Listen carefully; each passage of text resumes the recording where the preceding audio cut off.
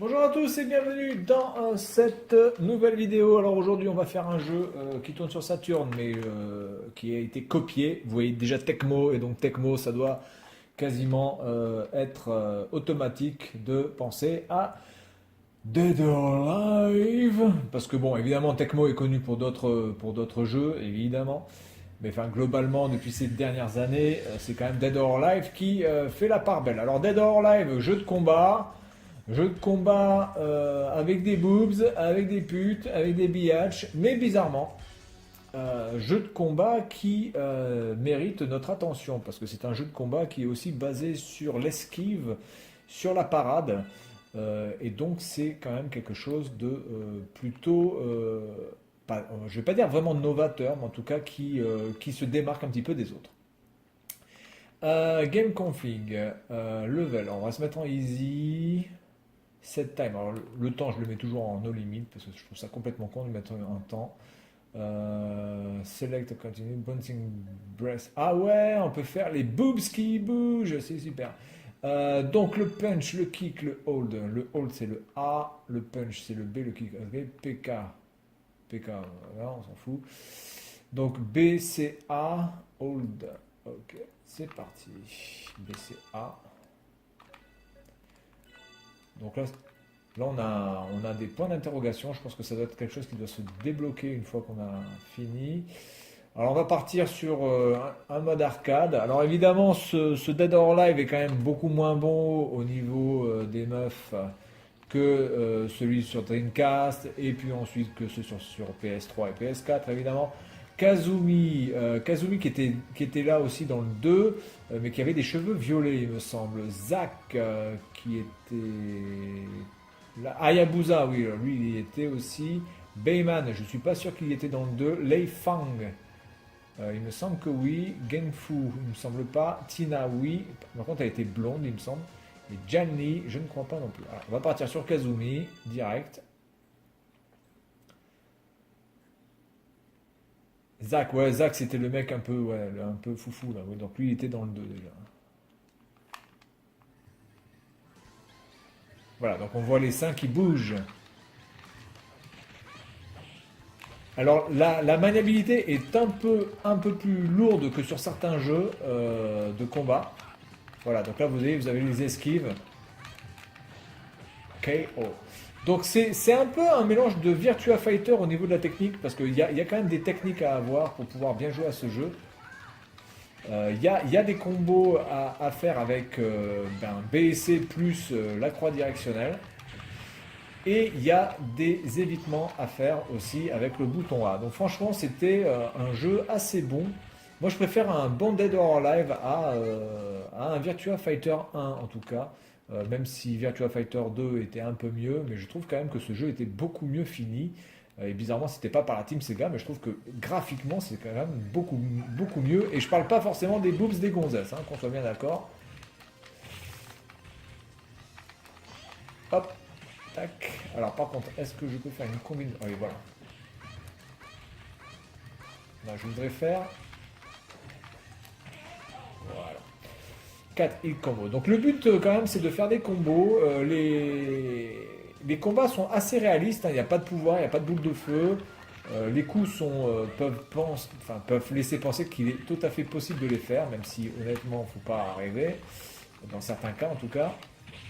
Alors on peut pas se... Oh putain, je suis KO là, j'ai fait n'importe quoi. On peut pas se rouler par terre de manière latérale. Donc ça c'est un peu con quand on est par terre, donc on perd de l'esquive du coup. Alors je crois que c'est l'un des premiers jeux de combat qui m'a demandé un effort à faire. Voilà, vous voyez, il y a de l'esquive. Je l'ai esquivé, elle m'a esquivé. Et quand vous faites de l'esquive et que vous faites un coup après, vous pouvez mettre beaucoup plus de dommages à la personne en plus, hein. Donc c'est l'un des premiers jeux qui m'a demandé à faire des contres et des esquives, parce que bizarrement, moi dans les jeux de combat, je suis un gros bourrin. Je me protège quasiment jamais. Voilà.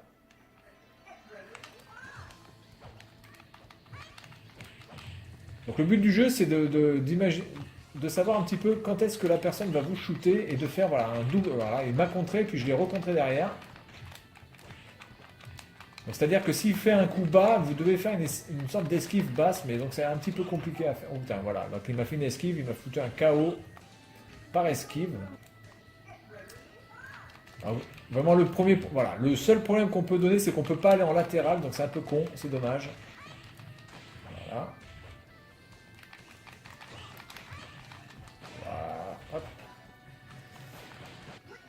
Je trouve que la réalisation de ce jeu était quand même plutôt bonne pour l'époque par rapport à la Saturn.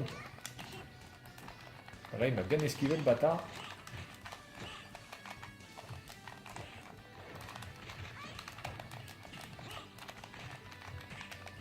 Ah putain, j'étais pas loin. Et je suis en mode easy, hein, donc je peux vous dire qu'en mode hard, vous êtes obligé de maîtriser la technique des contres et de la parade à merveille, sinon en mode hard c'est quasiment impossible de pouvoir s'en sortir.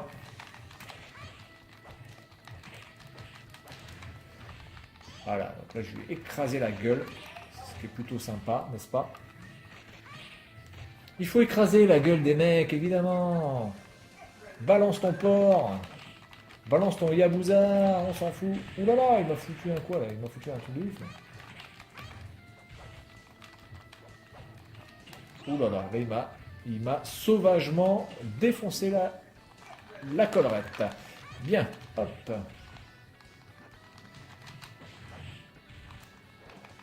Alors aussi, quand vous appuyez 2 fois en avant, bah, vous pouvez aller plus vite, évidemment. Great! Oh, j'ai fait un perfect, motherfuckers!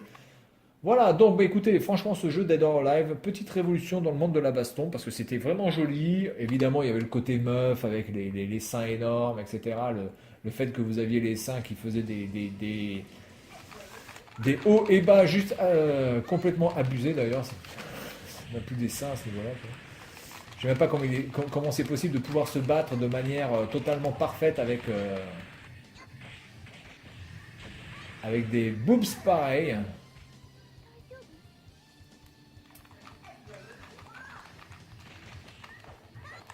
Mais ce qui était plutôt pas mal dans ce jeu, c'est qu'on avait vraiment l'impression qu'on pouvait...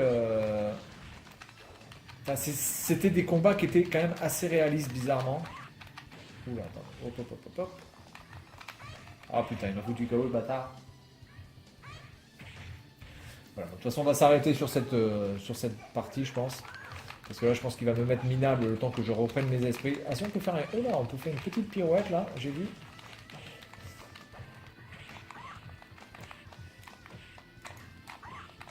Voilà, vous voyez, là, j'ai fait... Mais vous devez absolument... Oh putain, cette remontée!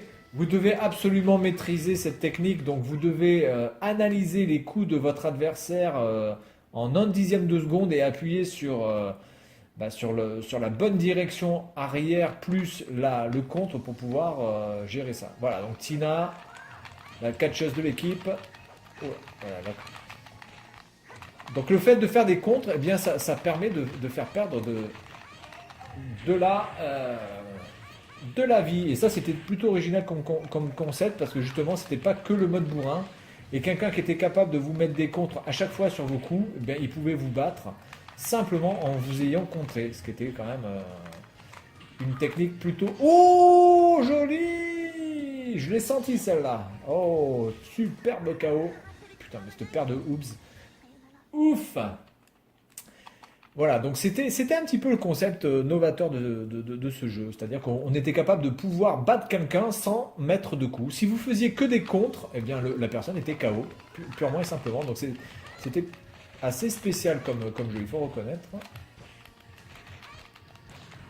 Hop. Oh, oh là, je t'ai contré ta mère, et voilà. Et quand vous maîtrisez franchement la technique des contres, après ça va assez vite.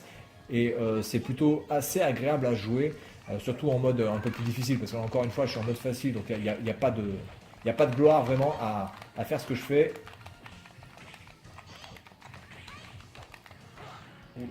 Ouh. Oh putain, il a pas une technique d'écrasage de gueule une fois par terre, heureusement, sinon il m'aurait mis KO beaucoup plus vite.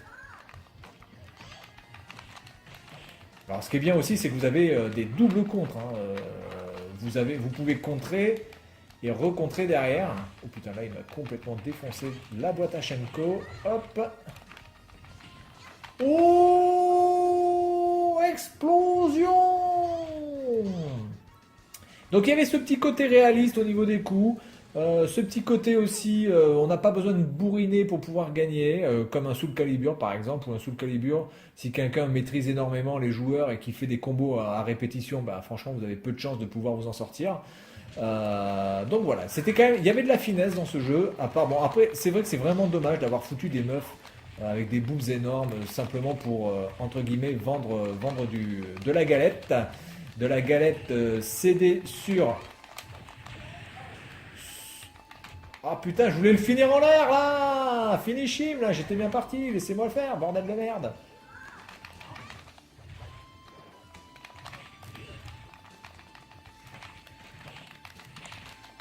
Moi j'ai pas trop perdu la main quand même, hein. Pourquoi qu'est-ce qu'il me fait lui? C'est quoi cette technique là? C'est la technique de l'homme ivre. Et voilà. Bon bah écoutez, on va s'arrêter là. Je pense que j'ai fait pas mal de petites techniques. Là, je suis assez content de ma prestation. Donc voilà, Dead or Alive, premier du nom, par Tecmo. Franchement, un jeu très très bon et très agréable à jouer et assez accessible quand on se donne la peine de vouloir le faire. Le jeu reste quand même très accessible. Il faut juste se donner la peine de bien bien apprendre les feintes. Voilà, donc c'est tout pour cette vidéo. Et puis moi je vous dis à la prochaine. Salut à tous!